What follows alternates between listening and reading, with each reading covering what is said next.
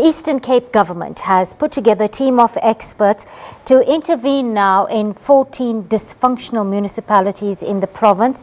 The Enoch Mgijima municipality had its assets to the value of 56 million rand attached and auctioned to pay a construction company. Now, workers also at the Great Kei Municipality have not been paid since last month. Let's cross to our reporter now. That's Busisiwe Jemsana. She's got ANC Provincial Secretary, that's Lulama Ngcukaitobi, lined up for us. Over to you. A very good evening. Yes, we speak of 14 dysfunctional municipalities of the 39 municipalities in the Eastern Cape. Now, these are ANC-run municipalities that are failing to provide services to the people. As you mentioned, the Great Kei Municipality that has not paid workers till today. It has recently been put under administration because it could not pay salaries, it could not pay creditors, it could not pay third-party companies. But to talk to us about this, I'm joined by the ANC Provincial Secretary, Lulama Ngcukaitobi. 14 ANC-run municipalities that are dysfunctional in the province, and we speak of Enoch Mgijima that had its asset recently attached, and the Great Kei that has not been able to pay salaries. What are you doing as the ANC to intervene in these municipalities? Henceforth, we have been able to talk to the provincial government, both the Treasury, Premier, and the MEC for Cocta, to make an intervention in those particular municipalities. Part of the problem is about 4 municipalities among the 14, which will be best known here: Enoch Mgijima, Raymond Mhlaba, and Walter Sisulu municipality, who had their historical problems related to the merger of the municipality, which was not handled very well.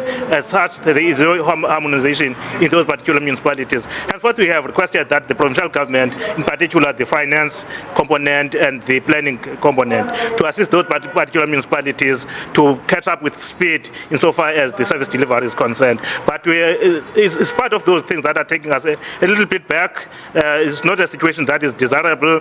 Henceforth, we are saying the provincial government should take a stand action against those particular municipalities that fail to undertake their own responsibilities. Political instability in these municipalities has also been identified as one of the contributing factors. We know that you've been intervening in Nguma because there's political instability there. What do you do when your councillors that you have deployed in those municipalities are not acting according to the mandate of the ANC? Because at the end of the day, it is ANC members that are there that are complaining that the ANC government is failing them. I think we should take some responsibility insofar as the people that are deployed in those particular municipalities. But remember that the Auditor General's report is speaking about expenditure, unauthorized expenditure to the tune of approximately 13 billion rands. Of that 13 billion rands, 61% of it is accounted for by the Nelson Mandela municipality, which is a DA-run municipality. So it's not always honky-dory about DA-run municipalities. 8 billion rands of 13 billion rands is accounted for by the DA municipality. But of course, we are in the process of ensuring that the municipalities that we are speaking about, in particular in the ANC-run municipalities, we are trying to put people that have got the capabilities at the helm of the political leadership in those particular municipalities. But secondly, we are working with the Cocta such that they can deploy people with adequate capabilities in terms of administrative capacity and experience and knowledge of the project at hand. Critical things that the Auditor General has highlighted is the project planning and implementation, particular on infrastructural related projects. But the second issue is how the municipalities deal with issue of the supply chain, which are the critical components of any local government or municipality insofar as these particular municipalities. And so what they said as part of the directive is that there must be a focus in those particular areas.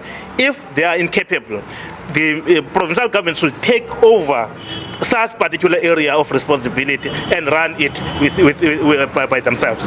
No, but because of time, we're going to have to leave it there. But definitely, this is a conversation that would love to continue with you in finding solutions to the problems that face the municipalities in the Eastern Cape. That was the ANC Provincial Secretary Lulama Ngcukaitobi talking about the interventions that they are making. Earlier on, we spoke to Provincial MEC for Kokta, who said there's a team that will be dispatched to help these municipalities, whether or not those will find solutions to the problems that are facing these municipalities, something that we'll be keeping a closer eye on. Also important to note that at Enoch Mgijima, there are fears that more assets will be attached in efforts to try and pay the debt that the municipality owes the contractor, which the municipality says it does not owe anyone. It is a matter that they are waiting a court judgment on the court to decide whether the municipality owes the contractor or not, and whether more assets will be attached. From us here in East London, it is back to you in studio. Well, that's where we leave it for today. That's a wrap from SA Today. Full Views up next.